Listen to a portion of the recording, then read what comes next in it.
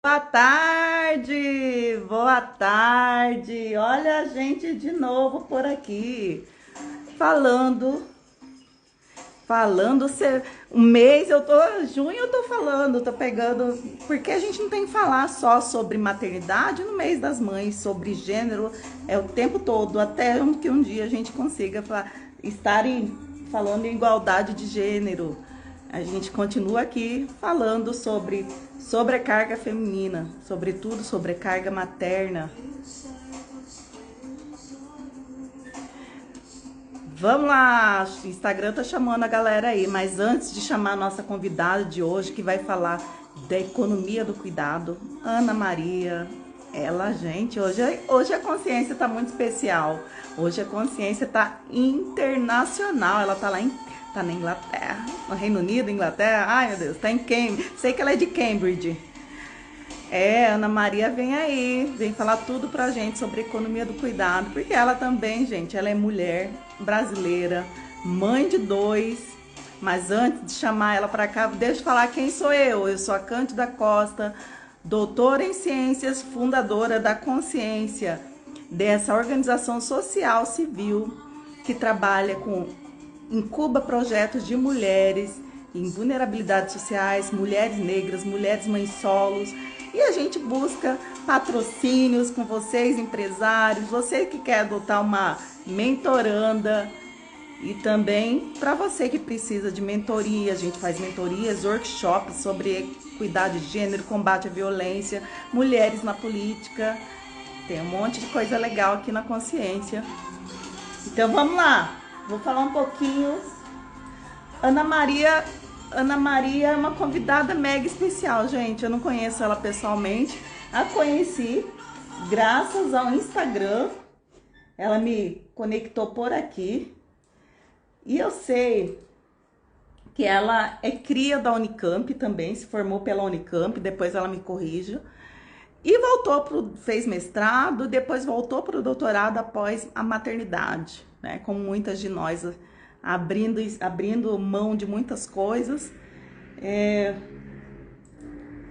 Deixa eu apresentar melhor, que eu tô sem o currículo dela aqui, que é maravilhoso, gente. E do mais, além de ser cientista social, ela também, ela também é escritora. Inclusive, ela tem um livro aí em forma de e-book, que ela mandou para mim, pelo menos em formato e-book, chamado Memórias Entrelaçadas. Inclusive, esse é o Instagram dela. Então, vamos lá. Ana Maria Del Fiorentino foi criada em Campinas e mudou-se para a Inglaterra em 2008. Atualmente, ela reside em Cambridge com seu marido e seus dois filhos. Formada em economia pela Unicamp, trabalhou na área financeira tanto no Brasil quanto no Reino Unido e fez uma pausa na sua carreira para se dedicar integralmente à maternidade. Recentemente, Ana retornou à universidade para fazer o mestrado e agora está cursando o doutorado na Faculdade de Educação da Universidade de Cambridge. Ela é bolsista do Cambridge Trust e está afiliada ao Murray, depois ela vê essa é a pronúncia, Murray Edwards College, um, um, um college exclusivo para mulheres. Seu livro, baseado em sua pesquisa de mestrado, foi publicado no Brasil e no Reino Unido, abordando o papel das mães que trabalham como empregadas domésticas na trajetória acadêmica de suas filhas, as primeiras mulheres e suas famílias a ingressarem na universidade no Brasil no século XXI. Além de seu trabalho acadêmico, Ana é engajada, envolvida em movimentos que defendem a dignidade materna e infantil, o feminismo inclusivo, a justiça social, os movimentos antirracismo e as lutas da comunidade LGBTQIA+. Vem que vem, Ana, seja muito bem-vinda, ela já está aí. Ai, gente, enquanto a Ana está entrando aí, eu esqueci de me descrever, fazer minha audiodescrição. Bem-vinda, Ana. Olá, Eu, bem-vinda, só fazer minha audiodescrição. Eu, Cândida Costa, sou uma mulher negra, da pele clara, uso cabelo dread, preto e avermelhado. Hoje estou trajando uma camisa, uma blusa de tricô, verde e preto, um colar.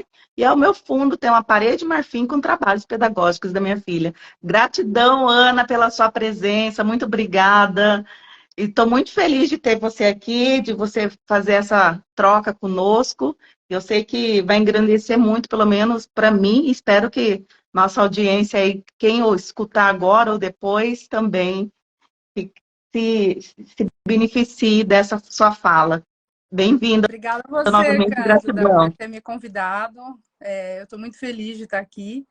Essa live é especial para mim porque é a minha primeira live. Eu nunca fiz nenhuma live. Eu estou aprendendo a lidar com mídia social.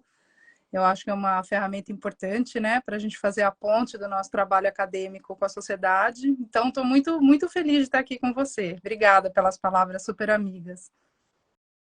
Ana, a gente sempre quer saber da carreira do cientista, né? A forma mais de humanizar o cientista. Como que, eu já contei um pouquinho aí, mas fala um pouquinho de você, né? Seria bem legal ouvir você falando da sua jornada, antes da gente falar do assunto em si, da economia do cuidado. Tá. A jornada é longa, né? Quando você chega nos 44, que nem eu, as pessoas perguntam da jornada, fala, senta que lá vem história, né? Como diria no Castelo rá tim Então, eu sou da turma 97 da Unicamp, então uma turma jurássica. Eu estudei economia, eu entrei em 97, saí em 2000, 2001. E fui trabalhar em empresa, na área financeira, área de controladoria.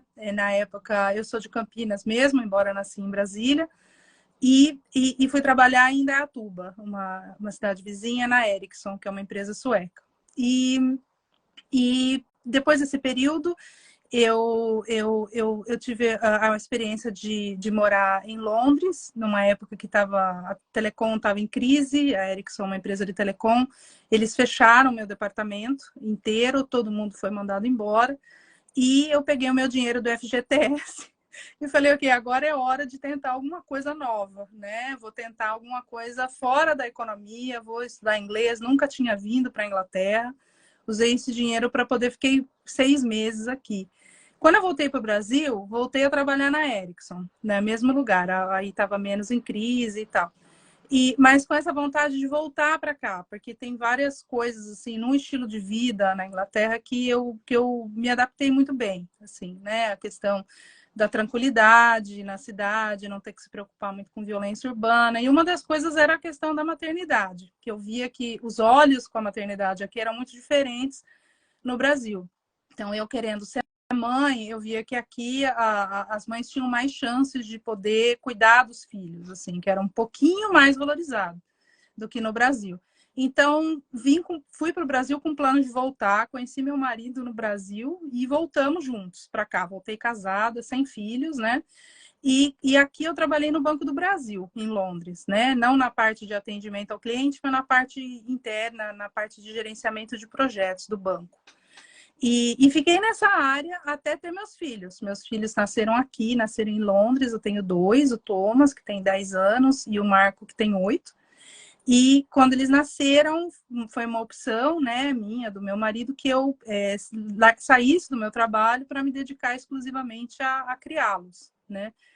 Então, essa é a parte de carreira corporativa até esse intervalo materno, né? E aí, quando o meu filho mais velho, mais novo, desculpa, chegou em idade escolar, eu falei, ok, agora está na hora de eu me recolocar, né, no mercado de trabalho. E eu acho que para mim e para muitas outras mulheres, a educação é sempre um canal de entrar no mundo, né? Então, eu tentei recomeçar fazendo um mestrado. E aqui estou, agora no doutorado. Muito legal, muito corajosa essa jornada. E, mas seu esposo também é brasileiro. Seu Ele, parceiro é brasileiro? ele é É? brasileiro, ele é brasileiro. Ah, seus filhos nasceram aí? Eles nasceram Morrendo. aqui. Os dois nasceram em Londres, mas eles têm cidadania brasileira também, passaporte brasileiro. São muito orgulhosos de ser brasileiro. Eu falo português em casa com eles, meu marido também. E eles gostam muito, assim. Eles tiveram a chance de ir para o Brasil agora mais velhos, né? Foi a primeira vez que o meu mais novo foi para o Brasil em agosto do ano passado. E foi muito especial, assim, para todo mundo, porque teve a pandemia, né? E aí a gente ficou isolado da família nesse período. Então foi muito legal que a gente. Agora eu tô indo de novo no final de julho com eles.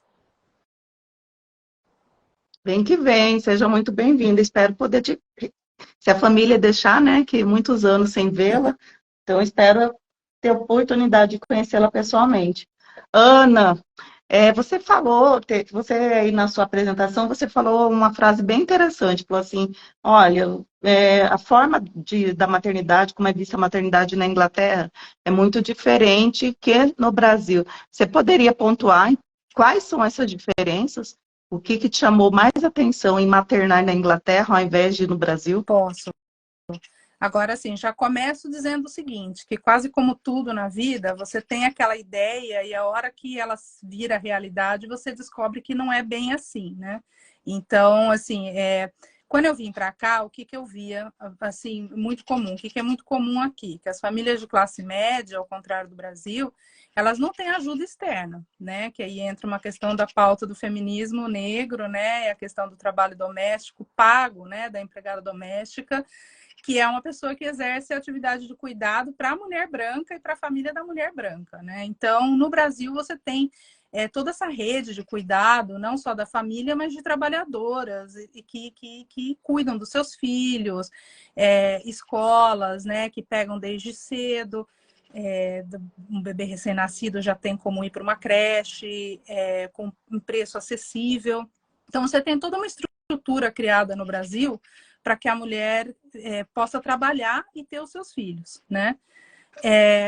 No Reino Unido, o que eu vi era o seguinte, que há muitas mães, de novo, classe média, assim, que é o meu lugar de fala, saíam do trabalho, que elas estavam, o trabalho, enfim, que elas, remunerado, que elas exerciam, quando tinham o primeiro filho, para cuidar do filho. E cuidar do filho, a gente sabe, não é cuidar do filho, é cuidar da criança, é cuidar da casa, é criar uma série de adendos, né? Se você tem um bichinho de estimação, é o animal, se você tem...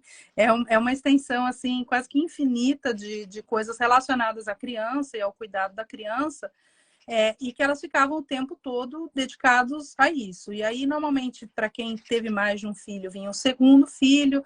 Aqui, eu lembro que eu achava que tinha um número mágico, porque toda a família que eu via tinha 3 filhos. Eu nunca entendi bem por quê, mas foi assim, uma questão mais observacional. Assim. Eu olhava e via todo mundo com 3. E realmente, se você tem um atrás do outro, assim, o que não falta é coisa para fazer, né? Então, eu via essas mulheres conseguindo se dedicar a esse trabalho do cuidado, não remunerado, mas assim muito presente na vida dessas crianças. Então, tem essa questão então dessa diferença cultural assim dentro da família, de uma coisa de ser natural, o marido está fazendo, enfim, trazendo dinheiro para casa, enquanto a mulher se dedica ao cuidado. Conheci maridos que era o contrário, em que os homens deixaram as carreiras enquanto as mulheres continuaram. Eu conheci alguns, é minoria, mas conheci. Mas tratado de uma maneira natural. Você vê essas pessoas, você forma uma comunidade no parquinho, que você leva todo dia, a criança toma sol, uma coisa que eu achava muito saudável para a criança e para a vida familiar mesmo.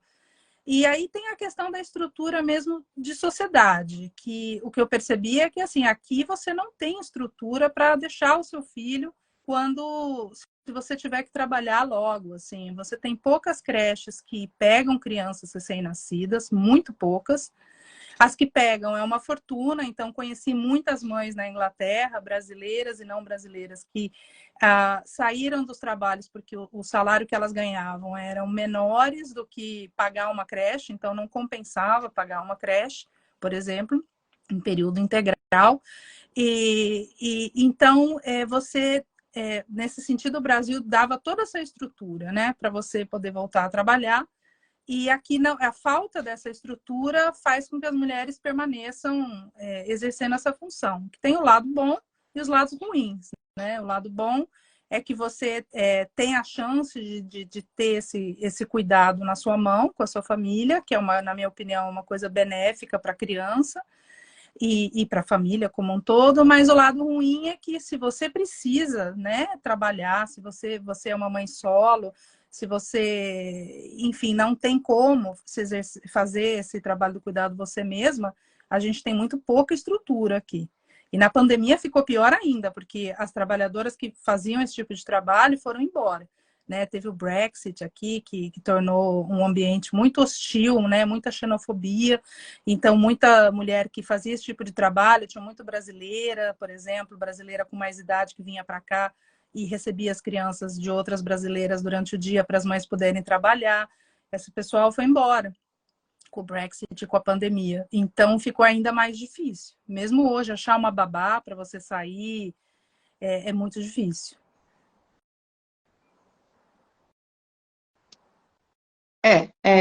Tem essas diferenças em relação à rede, né? A rede de suporte para a mãe.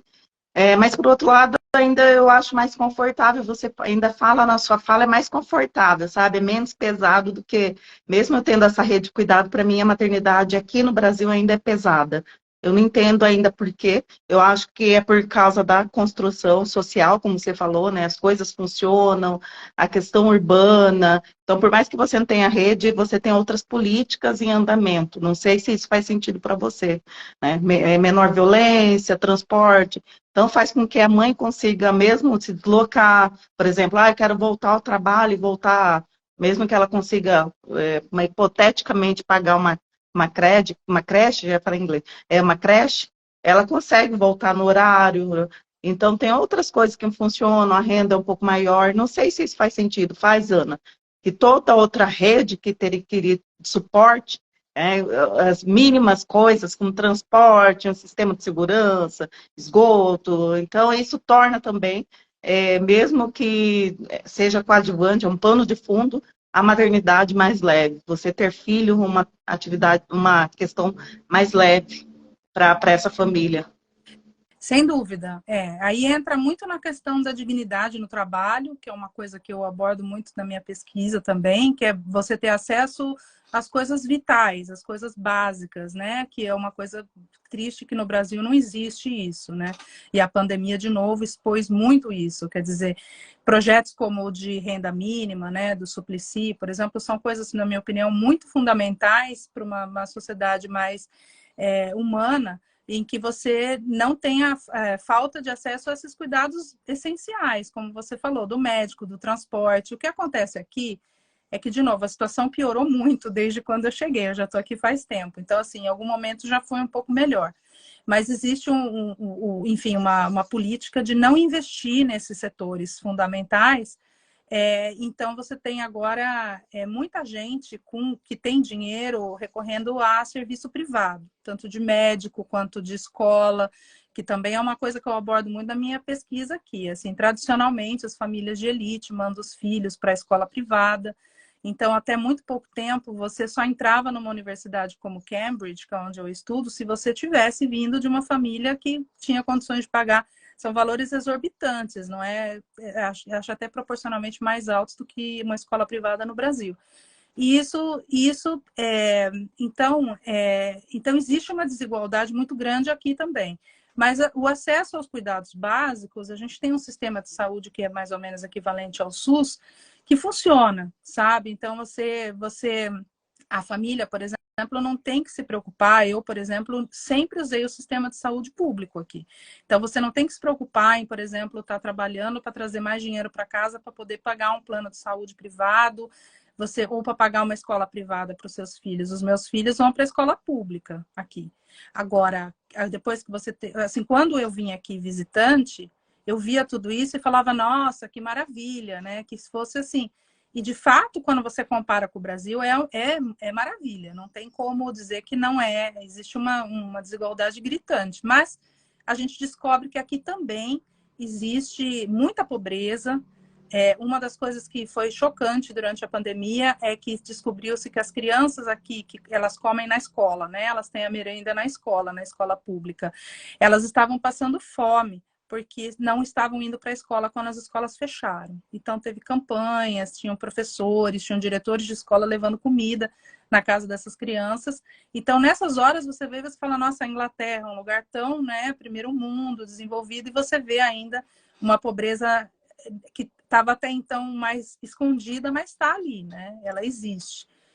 Mas os serviços são, de fato, os acessos básicos, eles quase todo mundo tem acesso a eles. A o processo da pandêmico, a pandemia, pós-pandemia, durante a pandemia, desmistificou muita coisa, né? Nunca se ouviu tanto em falar em trabalho do cuidado, que antes só ficava no nível acadêmico. Hoje todo mundo fala de trabalho do cuidado. Mas para a gente elucidar mais o óbvio, Ana, dentro do contexto acadêmico aí da economia, o que é o trabalho do cuidado? Conta para gente. E por que que isso é tão invisível? E agora o pessoal está visibilizando tudo. E muitas perguntas, eu tenho muitas perguntas para você. Vamos primeiro por partes. O que que é o trabalho do cuidado num contexto acadêmico, né? E por que que ele é tão invisível? Olha, o trabalho do cuidado no contexto acadêmico, ele não tem como falar do trabalho do cuidado sem falar num conceito de reprodução social, que é um conceito que vem da teoria marxista, e a ideia de que existe uma reprodução da força de trabalho. Então, o Marx, o Engels, eles falam que além da produção dos bens e serviços na economia, também tem um processo paralelo, que é de reprodução da força de trabalho, incluindo o bem-estar físico, emocional, as habilidades, conhecimentos, para que as pessoas participem do mercado de trabalho, que trabalhem, né? E aí, mais para frente, as teorias feministas, né, vão se basear nisso para dizer que a parte dessa reprodução social é a economia do trabalho, que nada mais é do que o que historicamente é tido como trabalho de mulher, entre aspas, que é limpeza, cozinha, cuidar de criança, cuidar de idoso, todo tipo de cuidado que originalmente se tratava de um cuidado não remunerado, que era normalmente da dona de casa, da mulher dona de casa, que exercia como mulher esses papéis dentro da família e não recebia dinheiro. Então, o que as teorias feministas vão falar é que o trabalho do cuidado ele está diretamente ligado à questão da desigualdade do gênero, porque ele coloca a mulher numa posição de subordinação no mercado de trabalho em relação ao homem. Então, então, por exemplo, você começa com esse trabalho, a mulher não podendo sair de casa, né, para trabalhar no começo dos tempos, e até que ao momento que a mulher começa a ir para o mercado de trabalho, assim, visivelmente nos anos 70, a mulher branca, né, aí entra a questão da intersecção, né, as feministas negras vão dizer que a mulher negra, ela foi desprovida do gênero, né? Então, assim, a mulher negra, desde o tempo da escravidão, ela é tratada como trabalhadora braçal como um homem. E, nesse sentido, começou a trabalhar muito antes da mulher branca. E quando a mulher branca vai para o mercado de trabalho, quem que é a pessoa que substitui esse trabalho de cuidado dentro da família? É a mulher negra, né? No caso do Brasil, aqui no exterior também, ou nos Estados Unidos, as feministas acadêmicas, a mulher latina, né? Que vem do México e de outros imigrantes que não são brancas, né? Que exercem esse trabalho. E uma coisa interessante de quem estuda o trabalho do cuidado, a economia do cuidado, é que, assim, eles são essenciais, esse trabalho é essencial para o funcionamento da sociedade, para a continuidade do sistema. Então, se não tiver alguém exercendo esse trabalho, o sistema não funciona, né? Alguém tem que estar desempenhando esse trabalho, olhando as crianças, cuidando dos idosos e tudo mais.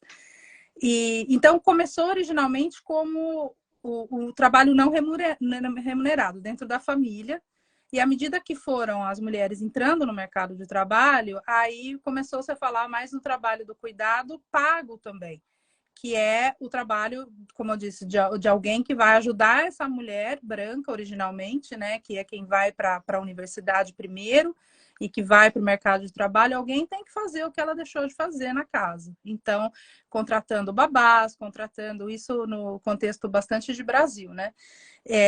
Que normalmente é um trabalho de cuidado que é pago, normalmente mal pago, né? Muito mal remunerado e muitas vezes não pago também.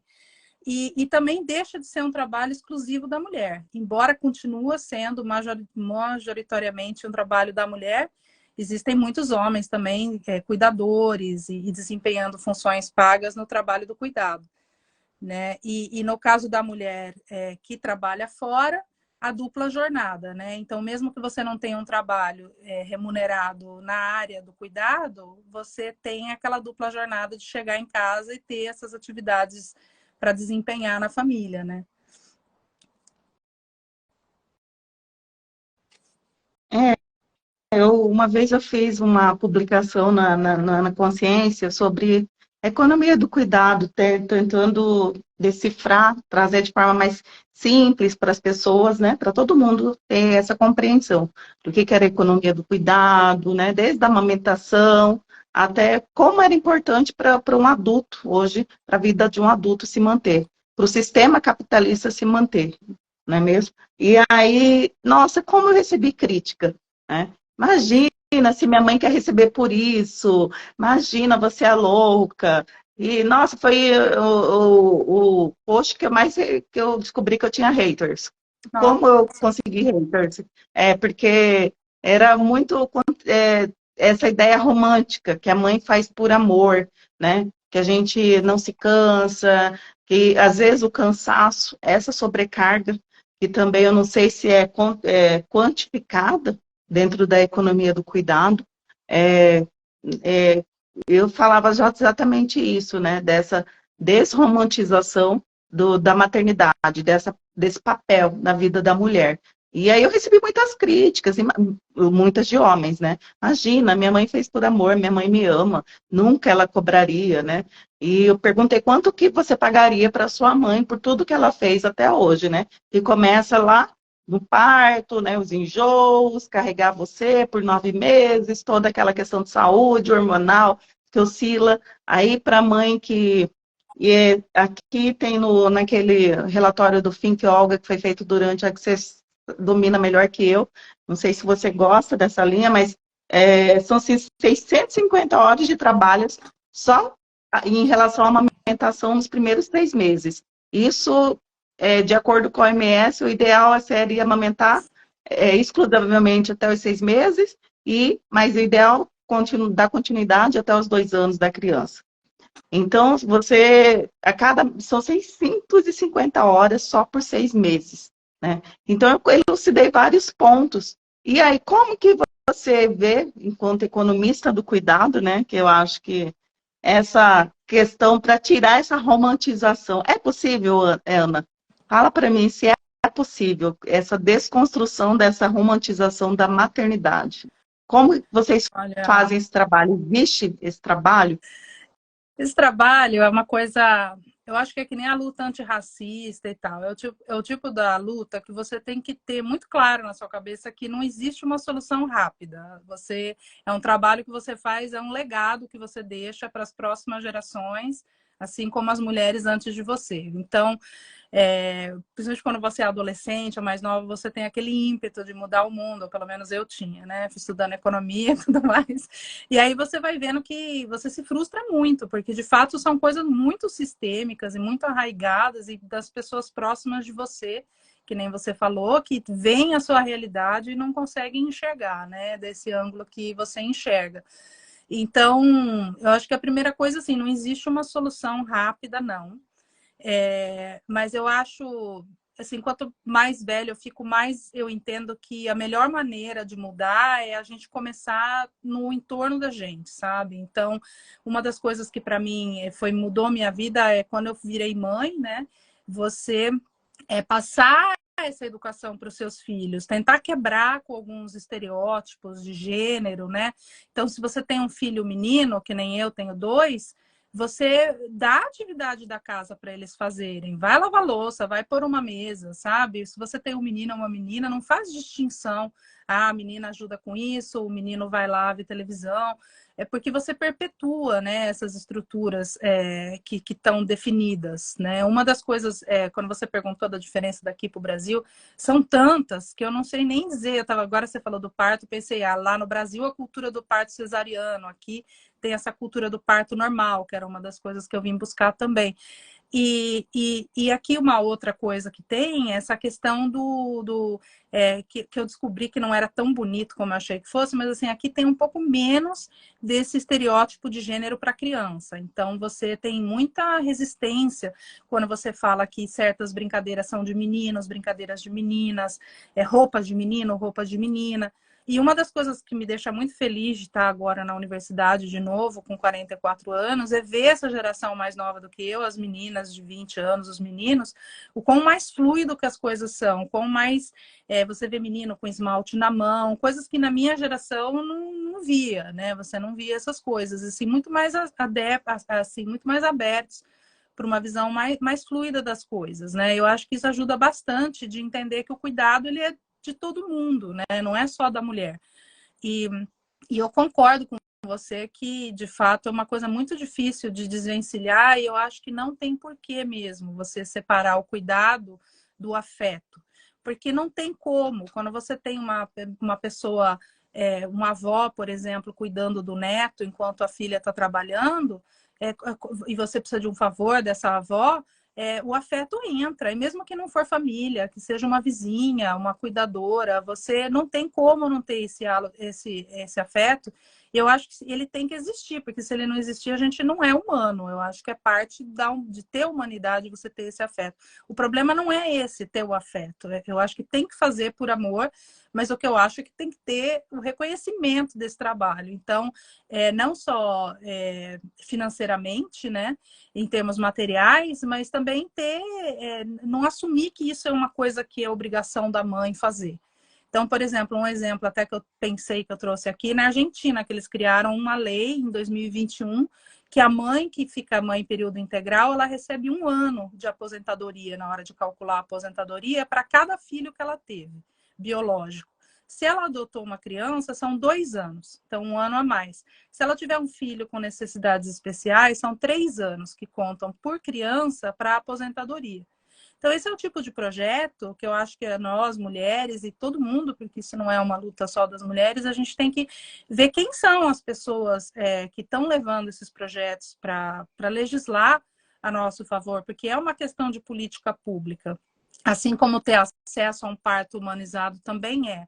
Assim como a mulher negra não passar por experiências de violência obstétrica e violência no momento do parto, mais do que as mulheres brancas, como várias pesquisas no Brasil e aqui mostram, né, que a mulher negra, existe esse mito de que a mulher negra sente menos dor, né, do que a mulher branca, então recebe menos anestesia, passa por mais sofrimento. Então, é muita coisa que tem que mudar. Eu acho que tem como mudar, sim. Eu acho que em nível individual não resolve. A gente, como eu comecei falando, no dia a dia a gente tem que ser um pouco ativista com os filhos, com o marido, com o vizinho, com a mãe e na escola, né, das crianças, mas a gente também precisa de políticas públicas que levem essa questão do cuidado em consideração e que tragam dignidade ao trabalho, né, que seja bem remunerado, que a pessoa consiga descansar. Por exemplo, eu estava acompanhando o podcast de uma pessoa que eu gosto muito, que é a Janaína Costa. Ela chama Quadro de Empregada. Ela começou com uma página chamada Ela é Só a Babá, em que ela fala que discute a empregada doméstica que dorme no serviço. Não deveria existir uma pessoa que trabalha 24 horas, porque na prática trabalha, né? Os patrões vão lá e acordam de madrugada, chamam no final de semana. Que tem que ter uma profissionalização disso. Então, contrata 2 pessoas. Uma pessoa que vem trabalhar no turno da noite, num feriado, no final de semana, tem que ganhar mais, né? Mas tem que ter esse reconhecimento material pelo trabalho que está sendo feito e não uma maneira de que a pessoa é como se fosse da família e deixar a pessoa numa situação em que ela se sente na obrigação pelo afeto, né, de fazer aquele trabalho para você.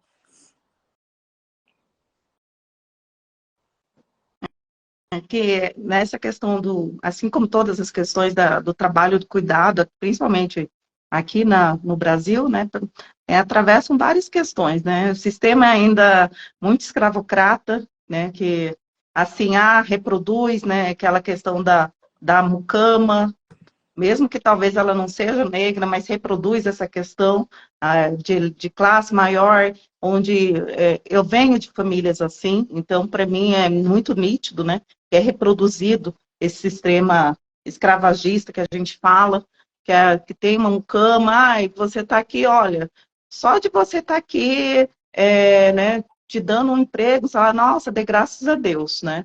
Eu confio em você, ter graças a Deus. Então, tem vários atravessamentos. E você conta muito bem isso. Eu não terminei de ler seu livro, eu estou encantada, gente. Não sei como que a Ana vai falar melhor do Memórias Entrelaçadas, se é vendido, como que é para... Então, você poderia falar um pouquinho que o seu livro também atravessa várias questões, né? Atravessa várias questões históricas aí, nessa questão do trabalho do cuidado, fala muito da mulher negra, e eu estou encantada, assim. Conta pra gente um pouquinho do seu livro, Ana, que também tem tudo a ver com a economia do cuidado. Ai, que bom que você está gostando. O livro ele está disponível gratuitamente em PDF, depois podemos pôr o link na sua página. Eu tenho algumas cópias que sobraram, foi uma tiragem muito pequena. Então, eu ainda tenho algumas cópias na casa dos meus pais. Se alguém tiver interesse na cópia física, eu consigo vender, é só entrar em contato. Mas eu disponibilizei gratuitamente porque eu acho que é uma coisa... Eu espero estar contribuindo para a conversa. Então, esse livro ele é baseado na minha pesquisa de mestrado aqui na Universidade de Cambridge. Então, quando eu entrei nesse período, essa transição, né, de mãe em tempo integral para retomar um projeto meu, eu submeti um projeto de mestrado para a Universidade de Cambridge, achando que nunca fossem me chamar, porque eu não sou o perfil típico que estuda nessa universidade, e me chamaram. Então, gostaram do projeto. Eu comecei em 2019, pouquinho antes da pandemia. Deu tempo ainda de ter algumas aulas, e aí quando chegou a hora de escrever a minha dissertação, eu tive que fazer um intervalo no meu estudo, porque as escolas aqui, como no Brasil, fecharam, e aí eu fiquei exclusivamente cuidando do homeschooling dos meus filhos. Eu não conseguia, com as crianças em casa o dia todo, fazer esse trabalho de pesquisa e escrever. E o livro ele é muito inspirado na minha pesquisa, começou muito inspirado pelo trabalho da Preta Rara, que é aquela brasileira que criou uma campanha, Eu Empregada Doméstica, em 2016. Ela publicou um livro, inclusive depois com esses depoimentos, e na época do Me Too e tudo mais, que também é aquele outro movimento das mulheres expondo, né, a situação de abuso no trabalho, principalmente assédio sexual, eu fiquei curiosa de ver nos depoimentos da Preta Rara que a maioria das histórias de abuso, de trabalho doméstico, não era contado pelas mães, mas era contado pelas filhas. Então, eu falei, ok, eu quero fazer um trabalho que foca no papel dessas mães na vida das filhas, porque nas histórias muitas diziam assim, eu entrei na universidade, eu sou a primeira que entrei na universidade. A própria Preta Rara é a primeira geração da família dela que foi para a universidade, ela fez história. E eu queria entender, todo mundo falando de cotas e tudo mais, e por mais importante que sejam essas políticas, que eu acho que são fundamentais, as cotas raciais no Brasil, mas eu queria entender, eu achava que já tinha muito estudo provando isso, né, do benefício das cotas, eu queria fazer alguma coisa diferente. Pensei assim, olha, eu queria entender qual que são os papéis dessas mães, porque todo mundo fala das mães, ninguém fala da cota, de repente entrou pela cota, mas a mãe vem em primeiro lugar. E eu, como mãe também, vivendo aquela coisa da invisibilidade do trabalho, em que as pessoas achavam que eu não fazia nada o dia inteiro, porque estava cuidando dos meus filhos, eu falei, olha, interessante, né? E comecei a pesquisar. Então, eu entrevistei 5 pares de mães e de filhas do Brasil. As filhas são todas mulheres que são, as pessoas até falam que são as Jéssicas, né? Por causa do filme Que Horas Ela Volta, que tem a personagem Jéssica, são as primeiras mulheres a ir para a universidade, na família. E as mães todas que eu conversei, o recorte que eu peguei são de mães empregadas domésticas. Uma delas é servente escolar. Algumas aposentadas, outras ainda na ativa. E eu queria entender qual que era esse papel da mãe na jornada educacional da filha, né? E foi aí que o livro é em cima disso. Por isso que chama Memórias Entrelaçadas. Porque eu exploro experiências de trauma que essas meninas carregam com elas, pela infância na pobreza, pela falta de acesso aos cuidados básicos e até o distanciamento da mãe, que não tinha opção, que não fosse deixar o filho com outra pessoa para poder trabalhar, porque essas mães trabalhavam cargas horárias muito absurdas, né, muito longas. E por outro lado, o envolvimento da mãe foi fundamental, de fato, para que elas fossem para a universidade. Elas não teriam ido sem esse apoio.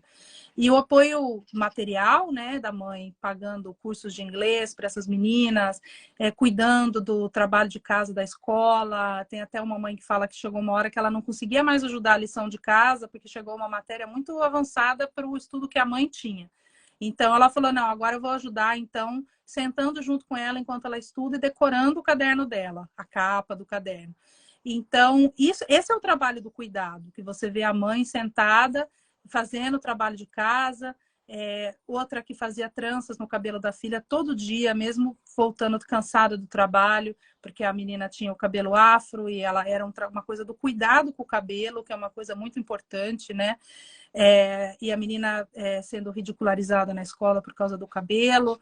E essas histórias todas que eu fui tentando buscar para ver de onde vinham essas experiências de trauma das filhas, até que ponto os traumas que as mães viviam, porque elas tinham que levar as filhas no trabalho junto com elas, as filhas viviam junto com as mães, porque é uma realidade muito comum, né? Talvez nem tanto agora, mas na nossa geração, as mães não tinham essa coisa de ser obrigatório para a escola. Você via muita criança na rua, você via as mães levavam muito para o trabalho, a escola pública, às vezes, a professora não ia, a mãe tinha que levar para o trabalho. Então, as filhas, elas viviam com a mãe, né? Essas experiências de trauma.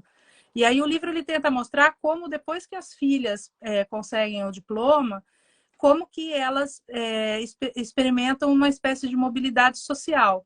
Assim, algumas muito frágeis, outras um pouco mais robustas, mas assim, elas conseguem quebrar um ciclo dentro da família, quebrar um ciclo histórico, como você falou, de que mães e avós e bisavós, todas eram sugadas para o trabalho doméstico pago, né?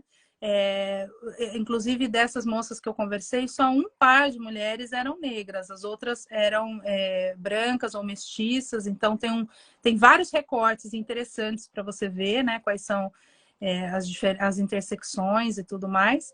E aí o que eu tento mostrar com esse livro e com o meu mestrado é que existe um ganho emocional muito grande o empoderamento, né, que essas mães dão para essas filhas, que quando a gente fala do trabalho do cuidado, tem o cuidado material, o dar de mamar, esse cuidado com a lição de casa, mas existe um outro aspecto muito importante que é a questão da saúde mental, que é você preparar a sua filha para ser empoderada, para ser feliz, enfim, para usufruir dessas conquistas, né? E o que a pesquisa mostra é que quando as filhas conseguem quebrar esse ciclo, as mães também usufruem disso. Então, assim, qual que é a importância do trabalho do cuidado? É que ele atravessa gerações. E ele atravessa a geração não só de família dos mães, né, dos pais para os filhos, mas na outro sentido também.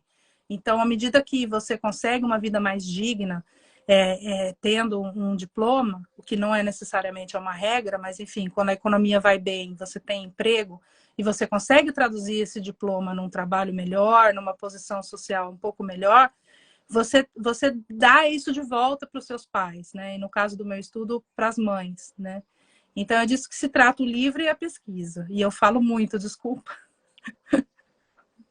Imagina, eu viajei, assim, eu fiquei muito emocionada, né? Porque reflete não só a minha história, mas a de milhões aqui no Brasil, principalmente da minha geração. Eu fui a primeira também, eu me emociono, assim, porque isso, traz à tona, que você falou assim, quem tem possibilidade, eu sempre brinco aqui na consciência, faça terapia, gente, que é incrível o processo.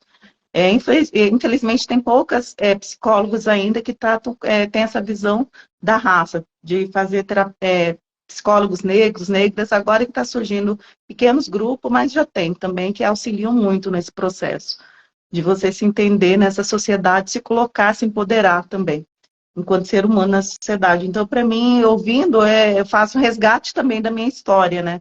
Porque é isso, eu vim de uma família de empregadas domésticas que moravam na casa do patrão, eu morava junto, e é aquele empoderamento, né? Não, você vai estudar, você não vai produzir, você não vai viver.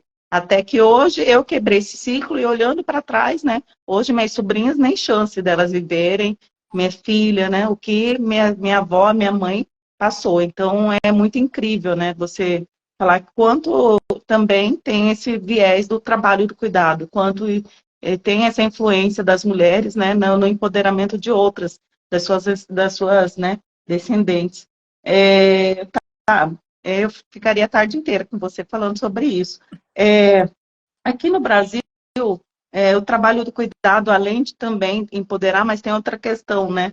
Que nos deixam mais submissas, principalmente a questão de violência, né, doméstica, porque as mulheres ficam em função do trabalho de cuidado, muitas não estudam, muitas não saem do mercado, porque não tem outra opção mesmo, porque 50% das mulheres do setor corporativo, pós-maternidade, elas são despedidas, então, quando se tornam mães, isso é um dado, e aí elas ficam à mercê da renda do parceiro ou da parceira, e aí se revela, né, essa hipossuficiência também, a violência doméstica está relacionada a essa hipossuficiência financeira, né?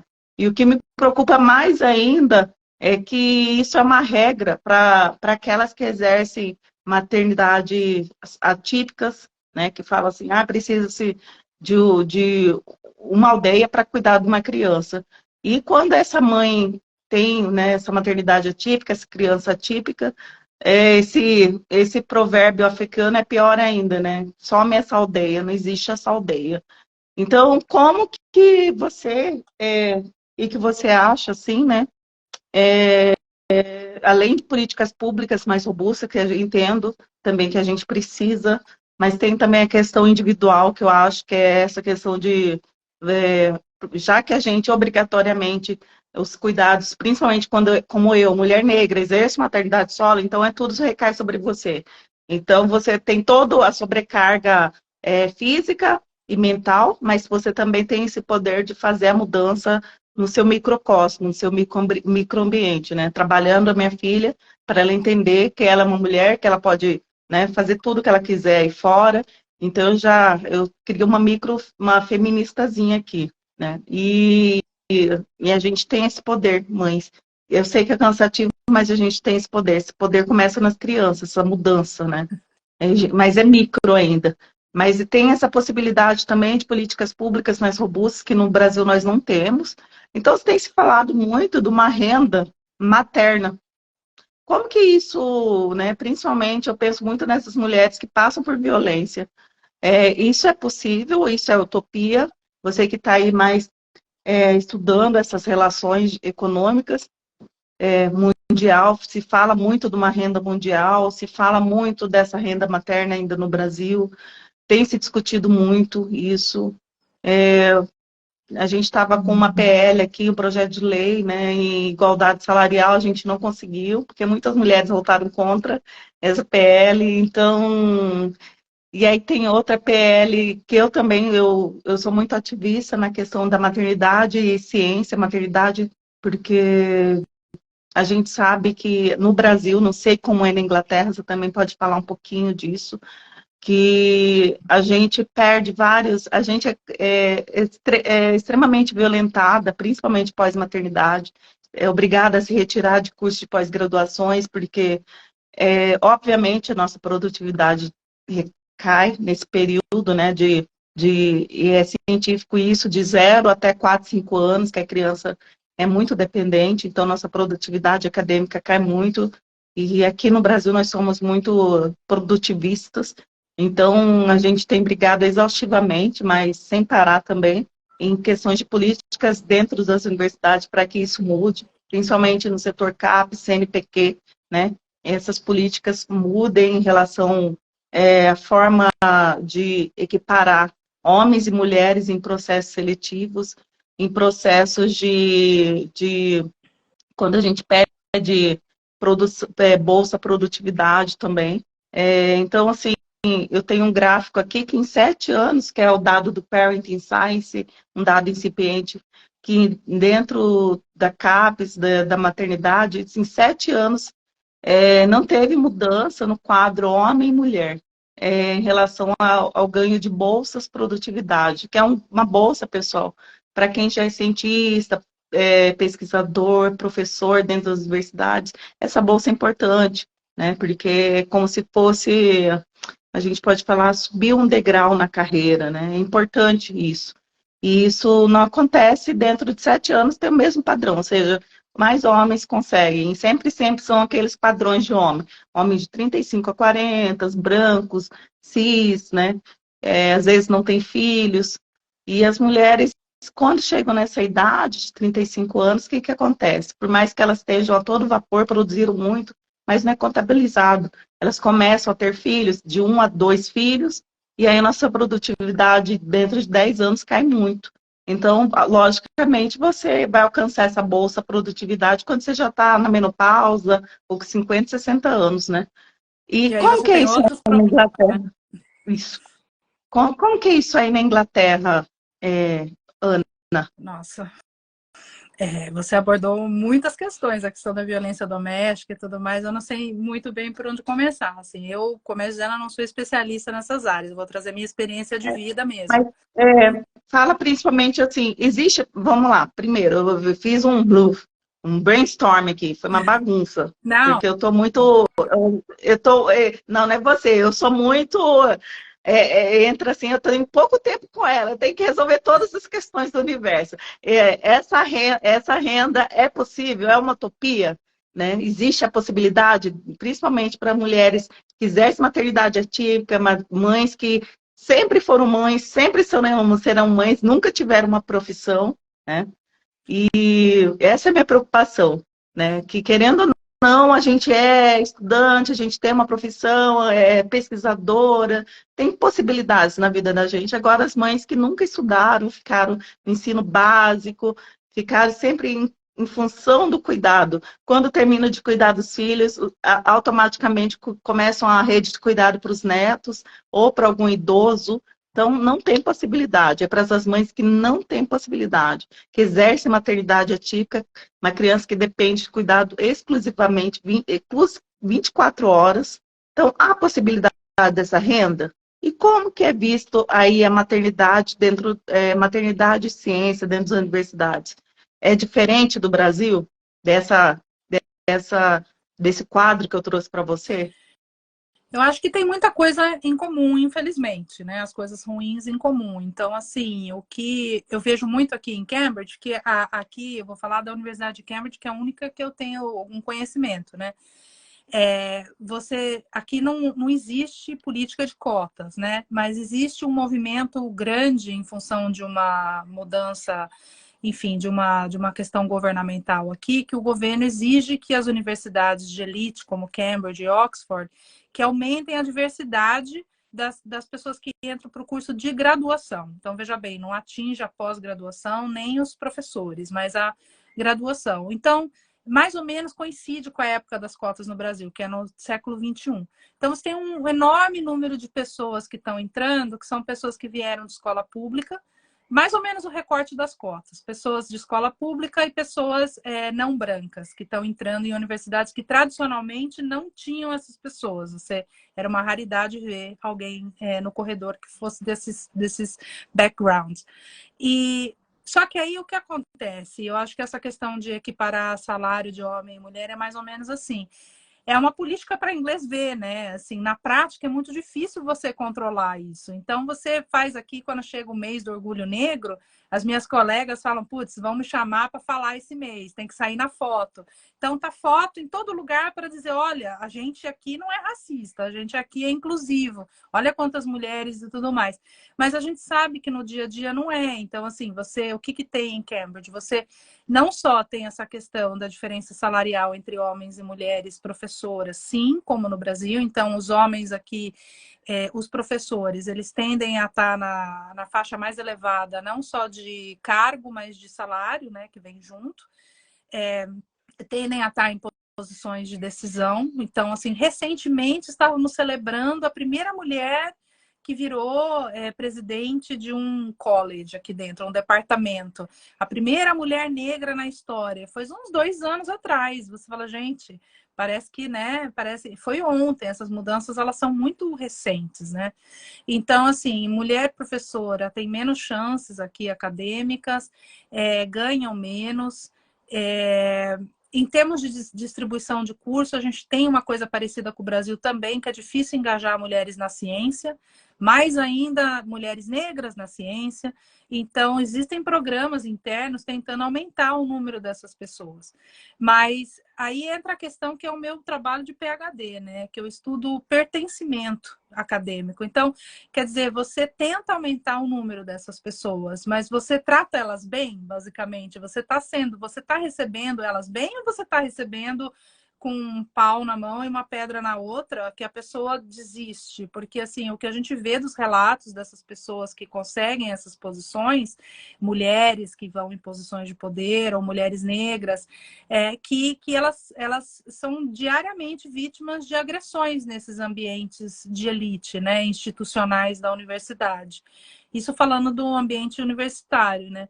E no ambiente de trabalho, aí eu também não saberia dizer, mas assim, o que eu vejo é que a gente precisa muito do envolvimento dos homens nesse processo. Então, eu me lembro na indústria cinematográfica, alguns homens que, sabendo que o cachê deles era o dobro, o triplo da companheira de filme, expuseram isso, vieram a público, falaram, não, isso é um absurdo, eu vou dar parte do meu salário. A gente precisa disso também no nosso mundo corporativo, no mundo acadêmico. A gente precisa... o salário, por exemplo, é uma coisa muito tabu, né? Quando eu trabalhava, eu me lembro, você não fala quanto você ganha para a pessoa. E quando eu trabalhava, eu acho que uma das coisas, assim, para a gente andar para frente, é a gente desmistificar certas questões. Então, tem assuntos que mulher não fala, menopausa, aborto, coisas assim. Eu acho que a gente tem que pôr tudo na mesa para ver que a gente não está sozinha. Então, quando você fala de salário, se você conversa ao seu redor e vê que os homens ganham mais que você tenta fazer alguma coisa para mudar essa. Estava no banco, a gente identificou que a nossa política de maternidade era muito inferior a outros bancos. E aí as mulheres, a gente se organizou, escrevemos uma carta para o RH falando, olha, a gente quer um pacote mais inclusivo de maternidade, porque a remuneração é muito baixa, é o mínimo do mínimo que vocês estão fazendo.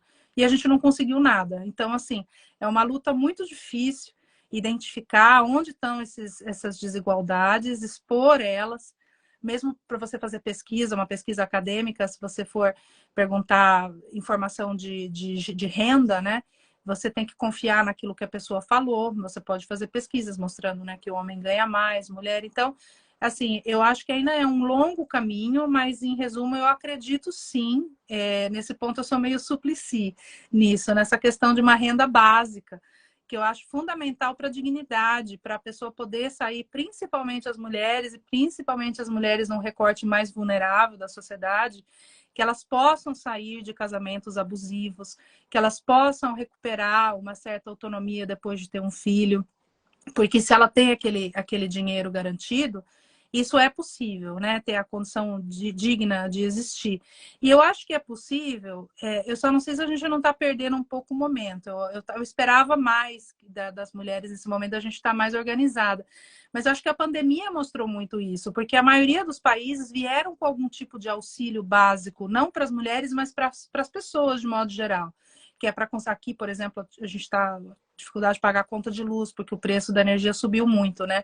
Então, assim, existem programas, o próprio Bolsa Família, né, que funciona. Então, por que não um programa exclusivo para a mulher, né? Um recorte, de repente, da mulher mãe, mas para que ela possa ter essa condição material de ter essa autonomia e sair de situações abusivas, como você mencionou, e tudo mais. Eu acredito, tem países que implementaram, não especificamente para mulheres, mas para todos os cidadãos, que é a ideia do Suplicy, né? Que é a dessa renda básica, como a Finlândia, eu acho que o Alasca tem algum programa também, mas eles não foram para frente. O que eu acho é que é uma solução um pouco maior, assim, que inclui... aí entra a questão do capitalismo, aí que você falou, vou trazer os haters aqui, mas, assim, uma das coisas que a minha experiência aqui mostrou é que, assim, e eu não estou necessariamente certa com isso, mas, assim, eu acho que a gente poderia levar uma vida um pouco mais simples do que a gente leva, sabe? Trabalhar menos, poder se dedicar mais para a família. E tem países, principalmente os nórdicos, que estão discutindo essas pautas de diminuir o horário de trabalho, trabalhar 4 dias por semana. Então, eu acho que é tudo muito incipiente, mas a gente está caminhando para que essas condições básicas elas venham de uma certa maneira para todo mundo, né? E para a mulher, como eu disse, a lei na Argentina, né, dando anos de trabalho para quem cuidou dos filhos, outro tipo de lei, como essa renda básica para a mulher que você falou, que de repente passe a própria PEC das domésticas, ela não é especificamente, ela atinge mulher, porque a maioria das domésticas são mulheres, mas ela trouxe alguma dignidade para o trabalho. E lembra a resistência que foi, né? Então, no país também. Então, eu acho que, assim, existe muito espaço para isso, mas tem que ter essa vontade política, né? E o engajamento nosso, de cobrar essas pautas, né? Como você falou, nos países nórdicos a realidade é outra, então até mesmo a forma de ver a maternidade é totalmente diferente, é muito mais leve, porque a gente entende que o filho o filho, a criança, né? Não importa se você gerou, adotou, então é uma questão social mesmo. E a gente, enquanto mulher, a gente primeiro vai falar, mais uma responsabilidade. Não, gente. É questão de mudança de pensamento, de mindset, né? A gente entender que quando chegar uma coleguinha reclamando dessa exaustão, falar, você escolheu isso. Não é isso, é Só ter trazendo um sororidade exemplo, desculpa interromper, mas é que eu à preciso contar vontade. esse exemplo. Eu tive uma aula com um professor e isso me marcou muito, porque quando eu estava fazendo meu mestrado, veio esse professor da aula com um carrinho de bebê e um bebê dormindo dentro. E ele é um professor homem, né? E aí ele já começou, ele fala, o cara é um gênio, assim, ele estuda a questão do Caribe, ele é historiador, né? E ele falou, gente, se eu fosse uma mulher com o bebê, trazendo o bebê aqui enquanto eu dou a aula, porque eu não tenho com quem deixar, todo mundo ia criticar, ia falar, gente, que mulher folgada, não sabe separar o trabalho da vida pessoal, uma série de críticas. Como eu sou um homem, todo mundo vai falar, nossa, olha que maravilha, que cara para frentão, que trouxe o filho, que tá cuidando, que tá... Então é mais ou menos isso, né? Assim, eu acho que inclusive nós mulheres eventualmente vamos enxergar dessa maneira. Então, eu acho que a gente tem que começar a enxergar de maneira mais crítica, de fato, qual é esse papel nosso e por que que para os homens né, estão ajudando, estão fazendo uma coisa e a gente tem que trazer eles para o cuidado, trabalho do cuidado, porque o trabalho do cuidado ele não tem que deixar de existir. Ele é fundamental, ele é muito necessário, né, para a saúde mental, para a autoestima de todo mundo, né? Eventualmente, todo mundo eventualmente vai precisar de um trabalho do cuidado, o idoso, doente, a criança. O trabalho do cuidado ele tem que existir. Ele só tem que ser valorizado quando ele está sendo feito pela mulher, né? Ao invés de ser valorizado quando é feito por um homem, especialmente um homem branco, enfim, classe média, professor universitário, no caso do exemplo que eu dei, né? Perfeita, perfeita. Vamos fazer aquela frase bem clichê, Ana. Você já deixou um pouquinho aí, já deu uma palhinha aí. Quem cuida de quem cuida no trabalho do cuidado? Conta aí. É uma boa pergunta, né? Então, isso é uma coisa que você, por exemplo, no nosso sistema de saúde aqui, quando você é cuidadora de uma pessoa, por exemplo, em fase terminal, de um idoso, você tem como pedir auxílio para fazer uma terapia, para fazer alguma coisa que te ajude, porque o trabalho do cuidado que a gente está falando aqui é mais esse trabalho da mãe, mas tem o trabalho do cuidado que é muito terrível, como uma pessoa terminal que não consegue, que você tem que fazer alguns cuidados básicos, físicos, que te deixam muito, muito mal, né? Até em depressão. Então, eu acho que entra muito nessa questão da saúde mental, do apoio, de ter instituição, seja através do SUS ou de ONGs, né?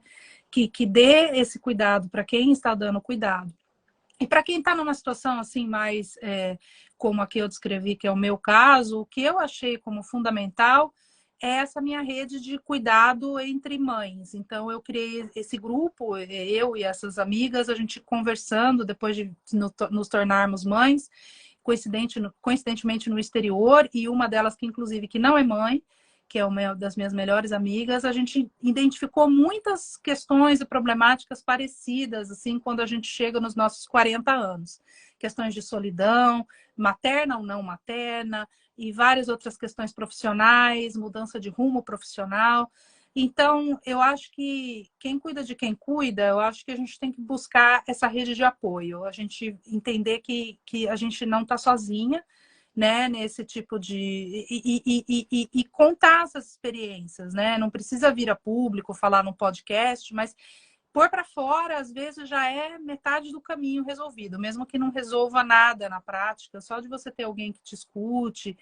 E, então, para mim, né, funcionou muito essa rede de apoio que eu criei, que é uma rede bem pequena, de pessoas, são essas amigas próximas, que a gente conversa com uma frequência grande sobre essas angústias, né, que a gente tem, e uma dá ideia para outra. De repente, uma começa a estudar, motiva a outra a estudar, a outra... Eu mesmo falei para elas, quando eu publiquei o livro, eu falei assim, me ajuda aí, faz umas questões, vamos conversar do livro, trazer para tentar fazer essa ponte, né, com a sociedade, me ajuda, vamos fazer, de repente, um vídeo gravando para poder falar. Então, assim, você acha essa rede, né, e eu acho ela fundamental. Eu acho que a pior coisa que tem é você ficar isolada, porque a maternidade, principalmente, ela traz muito isolamento. Isso é uma coisa que eu nunca senti, mas eu também sempre recorri a essa rede de apoio que eu tenho, que são amigos próximos. Isso está muito concatenado com o que eu tive com a psicóloga aqui. Anteriormente também falou sobre a sobrecarga feminina, sobrecarga materna, que ela trabalha com mães, mulheres mães. E aí ela falou exatamente isso. E muitas questões da solidão é porque a gente simplesmente não procura, né? Às vezes a gente tem que fazer um esforçozinho de recorrer, de pedir ajuda, né? De estender também, ser a primeira a estender a mão ou a pedir mesmo, não ter orgulho, não ter vergonha de que sua vida está com medo de ser julgado, que sua vida esteja sob controle, não se comparar, porque isso pode te ajudar muito, muito, muito em questões de saúde mental, a não entrar numa depressão, numa ansiedade, quadro crônico de ansiedade, porque essa solidão, gente, é muito triste mesmo, e a gente vivenciou isso duramente durante o isolamento social, né, que é onde nós fomos obrigados a ficar sós, literalmente. Muito, muito grata mesmo por toda a sua fala aqui, por todo o seu compartilhamento. Agora, já na reta final, como todo mundo, né, a gente pede, assim, deixe uma consideração da Ana aqui, para a consciência, para quem vai assistir depois ou vai rever, qualquer coisa que você quiser falar. Se você quiser falar de uma receita de bolo, fique à vontade. O momento é seu.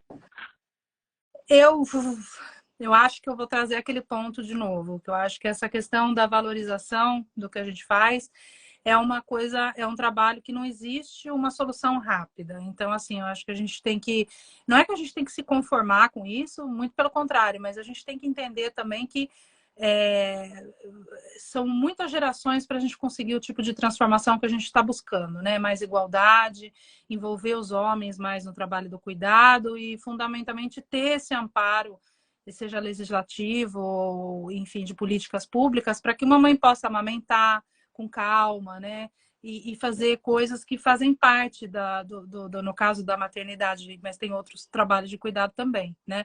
Então, mas eu converso com muita mãe que fala assim, eu odeio ser mãe. E aí é bem nessa linha que você falou, não é que odeia ser mãe ou filho, assim, mas odeia as condições que a sociedade impõe para que você exercite ser mãe, né? E eu entendo perfeitamente do que está sendo falado, porque realmente é muito ingrato, né? Assim como você é enxergado. Então, o que eu sempre penso, assim, eu acho que como mãe você vê que tudo que você está fazendo pelos seus filhos, ele tem resultado. Você cria crianças mais confiantes, mais seguras de si, crianças que recebem um abraço, etc. Então, assim, não é em vão.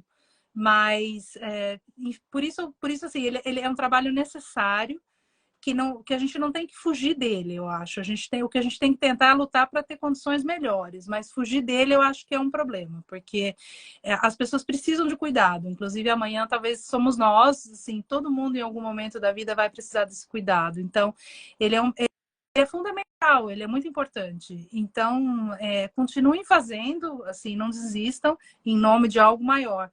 Mas lutem também para mudar, porque é bastante ingrato. Não é questão trabalho de cuidado de maternária, como é visto tudo isso, como, né, como é socializada a mulher, que eu acho que vai mudando de país para país, cultura para cultura, que pode ser mais leve, que pode ser mais gostoso, né? A gente ter tempo para curtir a cria realmente, sem aquele peso, tem que fazer isso, fazer aquilo. E, assim, e o trabalho de cuidado, gente, fala muito da mãe, da mulher, mas não é exclusivo, né? Porque às vezes tem crianças que são órfãs, são cuidados por outras pessoas, tio. Então, assim, é a forma que é socializado isso. Então, é importante, né? Se a gente tem mais pessoas envolvidas, então a criança é muito mais saudável, né? Porque já começa até essa brincadeira da diversidade, né? Uma diversidade de pensar, diversidade de pessoas ao redor dela, e é muito incrível tudo isso, né? Então, é isso, gente. Vamos buscar, assim, no dia a dia, ser ativistas, né? Ai, não, Cândida, não vou levantar bandeira, não vou ficar falando, não vou entrar em vários grupos como você entra, não tem tempo para isso, tá tudo bem. Começa em casa, começa no seu micro. E já é uma grande coisa, né? Não carrega essa carga toda sozinho. Quando você procura uma rede de cuidado, já é um ativismo, que você não está aceitando essa solidão que a sociedade insiste que a gente fique hoje em dia. Então, vamos construir pontos ao invés de muros. Bem clichê, né? Bem breguinha, mas sempre vale. Não, exatamente isso, Não sofram sozinhas. Quando você abre uma história para um amigo, é incrível. Se você tiver essa iniciativa, você vai ver que você se sente até mais alguém, porque todo mundo passa pela mesma coisa. E aí você cria esse senso de humanidade e de ajuda, né? Mútua. Exatamente. Deusa de Cambridge, Ana, muito grata pela sua presença, pela sua disponibilidade, pelas trocas, achei incrível. Sinto-se. Quer vir compartilhar algo com a gente, só me chamar lá no WhatsApp que eu venho correndo. Fala, Ana, quer outra live. A gente abre uma live exclusiva para você. Foi muito bom, muito grata mesmo. Obrigada para vocês que permaneceram até agora conosco aqui. E para vocês que vão assistir depois, tem mais coisa vindo por aí. Tem mais uma advogada que vai falar essa questão de pensão, de guarda compartilhada, como essas questões também trazem sobrecarga para a mulher. Não percam que tem mais live por aí. Obrigada. Beijo Pelo e muito convite. grata. E muito especial, minha primeira live, hein? Ai, estou me sentindo muito honrada, gente. Daqui para frente a mulher já é estrela. Então, se você quiser saber mais do livro de Memórias Entrelaçadas, depois a Ana me passa o link e a gente vai colocar lá na minha bio. E também, quem quiser saber mais um pouquinho da Ana, siga ela, que ela está aqui, Memórias Entrelaçadas, no meu Instagram. E também pode ter o próprio link do livro dela lá na bio dela, não é mesmo, Ana? Sim, obrigada, Cândida. Acho que está lá, sim, o link. Eu vou checar. Tchau, pessoal. Boa tarde e bom restinho de semana. Beijão, Ana. Beijo, obrigada de novo.